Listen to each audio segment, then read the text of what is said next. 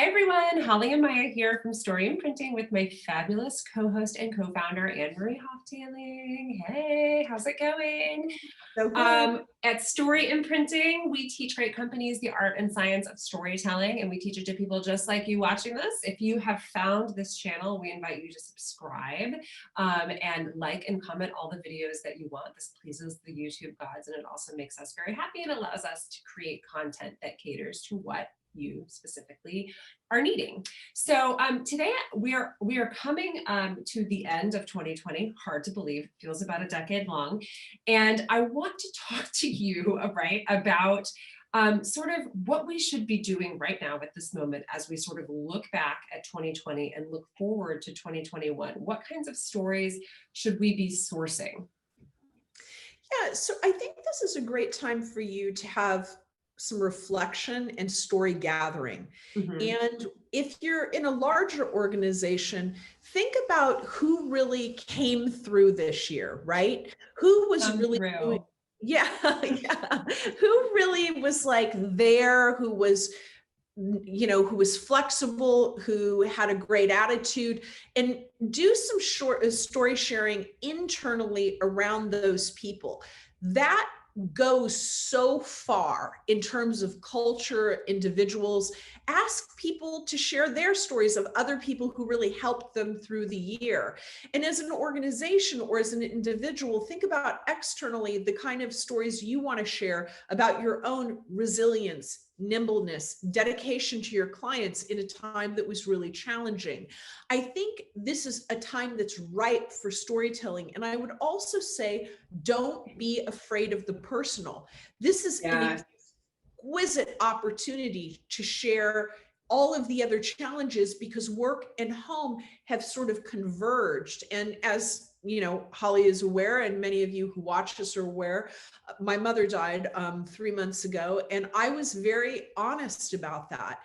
And not only was I honest after the fact, I was honest with clients during that process. My mother was dying at home in my living room with my children who had come home to steward her through that process while I was often working upstairs at home.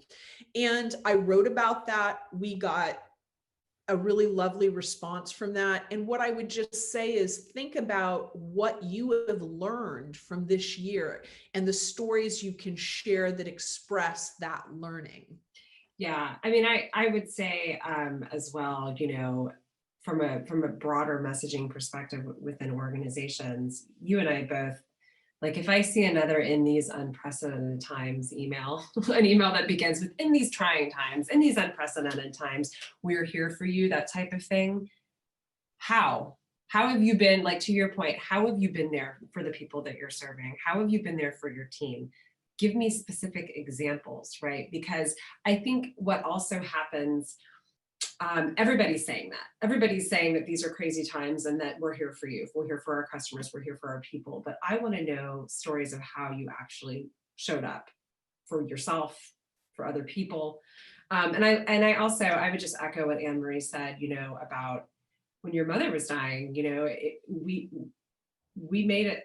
I supported you 100% with that because in my view, if people are turned off by that, or if that they're not our people. I mean, that's, you were going through a very human experience. And I think, and I want to also make clear that we had nothing but a wonderful, lovely response, Yeah. when you talked about that.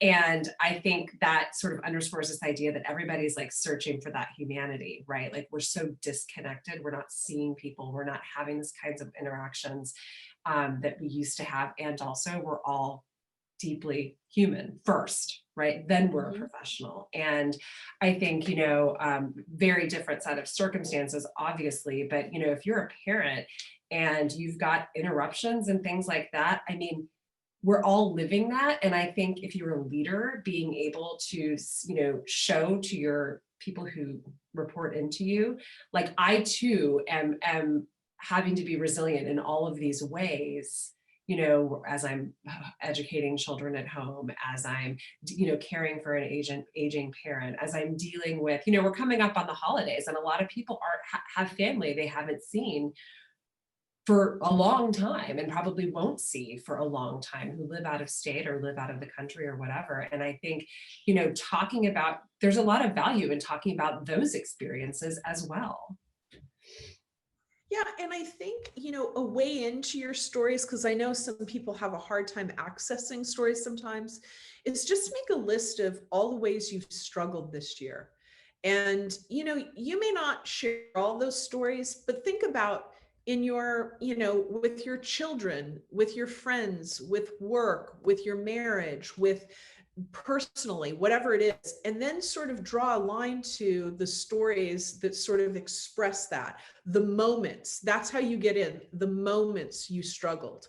So what I mean by that is, if to use Holly's example, you know, when you're thinking about being a parent, working from home, doing this, the moment you lost patience with your children and maybe screamed at your kid, or maybe you know, had a moment in a meeting that felt super unprofessional, tell that story. That is the story that everybody wants to hear, and that is the story that will resonate with people. People don't care that you're about everything that you're doing right. They Right. want to know how you're overcoming what's hard. That's what humanizes you. That's Yeah. what humanizes all of us.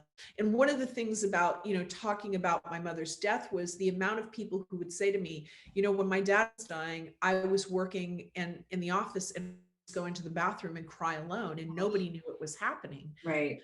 I don't want to work in that company. Do I you? know. I I mean, and know. and I think that everybody just felt this sense of like, that was, you know, an important, Compartmentalization. yeah, it's important to tell stories. It's important to be vulnerable. We call it narrative vulnerability. This idea that your story goes deeper than just some, you know, packaged, manufactured, shiny story that you think you're supposed to tell in, Right. you know, some conference. This is Right. about something deeper that can actually serve other people. I love it. As always, just so many good little nuggets of information. Thank you so much, Anne Marie, for your time today. And thank you all for watching this. Please Yeah. check out all of our other videos, subscribe to our channel, let us know the kinds of content you want, and have a wonderful day. Bye.